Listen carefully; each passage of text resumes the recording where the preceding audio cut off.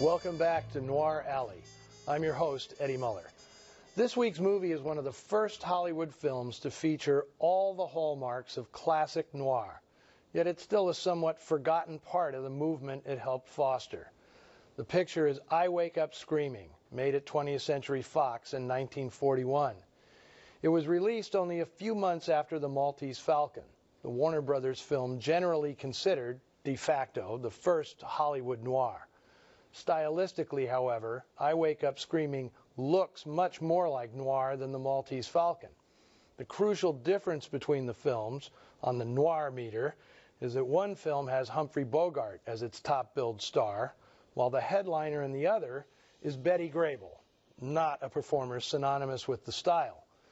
The movie is based on a 1941 novel by prolific pulp writer Steve Fisher, but Fox hedged its bets when it came to putting Betty Grable in a murder mystery. It changed the title from I Wake Up Screaming to Hotspot. It was meant to be a euphemism for the police interrogations that play a big part in the story, but Fox executives thought they were being clever, figuring people would assume it referred to a popular nightclub, and that maybe Grable would be doing some singing and dancing. Hotspot was released on Halloween 1941, and it totally missed the mark. Grable's fans were confused, and their poor word of mouth tanked the picture. But studio chief Darryl Zanuck, rather than give up on the film, took another shot with it. The original title was reinstated, ad campaigns were altered to reflect the film's darker tone, and the picture was re-released in January 1942. By that time, of course, Pearl Harbor had been bombed, leading to the emergency insertion of a scene alluding to America's entry into the war. Deleted was a scene shoehorned into the plot that gave Grable a chance to sing. But those were only minor changes made late. More significant was that the script shifted the setting from Hollywood to Broadway.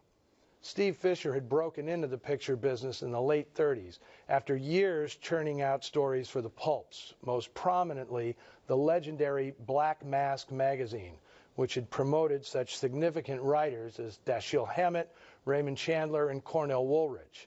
His ability to write fast and furious genre yarns secured him steady work in the industry for the next 40 years. But I Wake Up Screaming, his most successful novel, was also a roman à clef about sexual shenanigans at movie studios, which Zanuck and many other studio bosses had declared off limits since reinforcement of the production code in 1934. New York could be depicted as a den of iniquity, but not Hollywood. So in this one, Fox's backlot version of Manhattan gets plenty of screen time. Steve Fisher's novel is a terrific piece of crime fiction. So clever, it served as inspiration for another famous mystery. Writer Vera Caspary acknowledged that I Wake Up Screaming was the inspiration for her most famous novel, Laura, which Fox would turn into a classic film in 1944.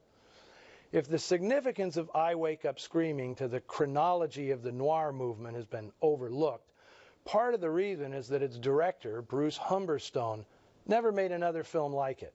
He has no credentials as an auteur.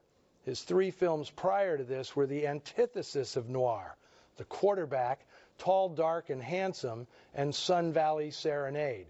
The same goes for cinematographer Edward Cronjagger, who never photographed anything that looked like this. Everything Happens at Night, which he shot in 1939, may sound like a noir, but it's a romantic comedy starring Sonja Henie. Humberstone and Cronjagger were just coming off Sun Valley Serenade, another sunny Sonja Henie special, but they quickly adapted to noir's dark urban milieu. The lighting, compositions, and canted angles make I Wake Up Screaming, at least visually, the most full-blown example of noir made to this point by a major Hollywood studio.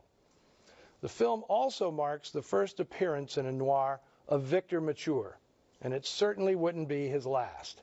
He was probably very happy to trade the animal skins he wore in 1940's 1 Million BC for the sharp suits and hats he sports in this one. Also starring Carol Landis and Laird Cregar, with a script by Dwight Taylor. Here is I Wake Up Screaming.